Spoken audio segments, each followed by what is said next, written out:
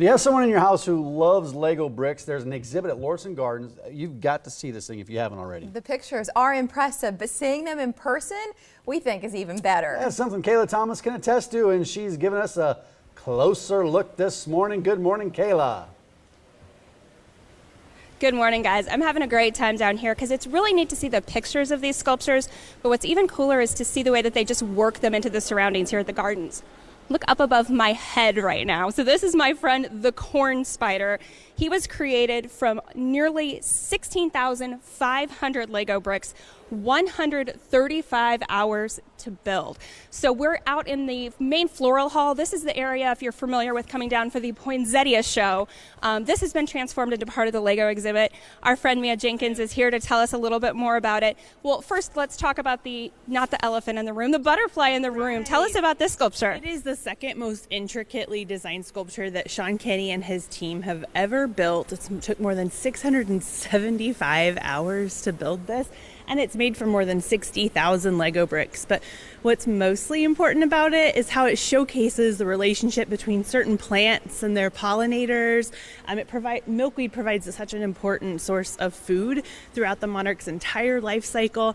And so we, by planting milkweed, can help their populations. And that's really important to Lauritzen Gardens. So it's fun to see, it's relatable for people, but they also have really important lessons behind each and every sculpture we have in this exhibit. And I think that's super fun with the spider we just saw too, and we'll have Mike give you another look at that as well. There's lessons written on the boards with each of these, so you want people to not be scared of this little spider, or this gigantic spider, I should say. Well, each one of these sculptures represents a connection. There's so many found in the natural world, and spiders are actually good, most of them, and they are beneficial predators. So they eat a lot of those pesky insects that we don't like to have around. So in terms of Lauritzen Gardens, they're one of the best natural, non-chemical ways to get rid of insects and pesky things. So, but it's really cool to have a spider made of Lego bricks hanging above your head.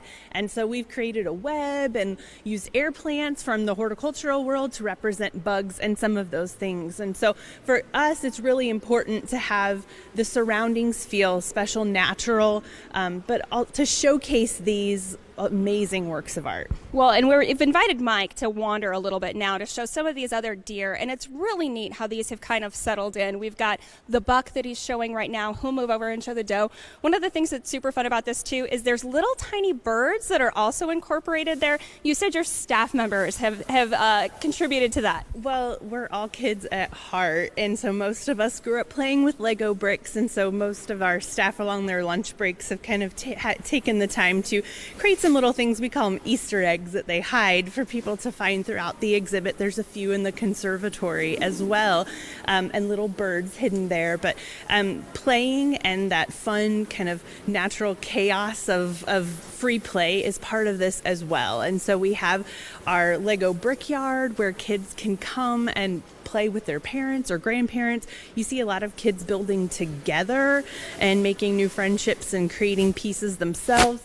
We have bricks of all sizes, and that's a good thing for us. It gets people engaged and connected with the exhibit and the garden. And like I said, most of us relate to these because we've played with them as children.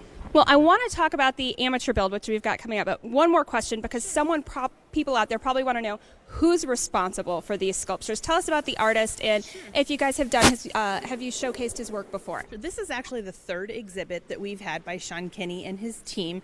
He is an artist that resides in New York, and he has a studio now with a team of all expert builders.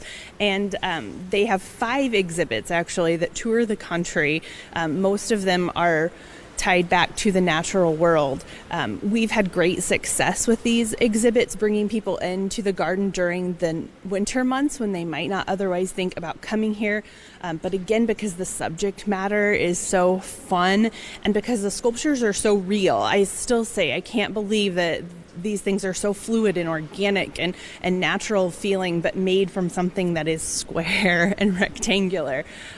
So he's super talented. He's been building with bricks all his life. And after a stint in kind of the technology side of things with another career, he decided to make a career out of building sculptures with Lego bricks. And so we're glad he did. We're glad that you have this opportunity. So we're back here live in the area here, and this is the big play area. So after you go through, you see the sculptures, you can get inspired and build your own things. You've got little bricks, you've got big bricks. People can come in and build things. But not only that, you've got the Invitational coming up. We have some pictures that we can show you from some of last year's creations, which are amazing. Tell us who can build and what that competition's all about. Well, everyone can build, and it's great to see people inspired by this exhibit. And the Omaha area really does have some amazingly talented builders. So we have the Lego Brick Sculpture Invitational on February 18th.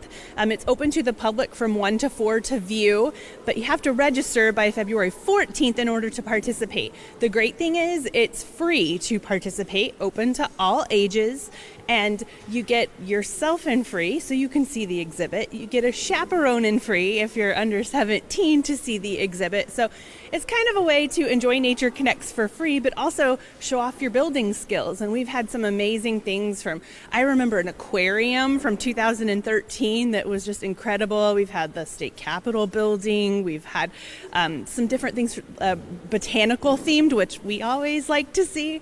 But it's a great way to showcase what our area builders can really make, and it's always great to see the pride in the kids, especially in what they've created, whether it's from a kit or it's something that they just completely thought up off the top of their heads. So it's just always a great way to showcase what our local builders can do. Yeah, I always think about the Lego movie, which I think the Craggle must be holding these sculptures together. So I'm not the kind of person that builds from a kit. So guys, this is what I made. It's a 3. So this is kind of a fun way to give people the opportunity to build their own things. I love it. It's very creative. What's the relationship like when you get people here in the building area? And we actually have a little guy and his daughter over here going through the bricks here too. What's it like to see people coming out here as families enjoying this?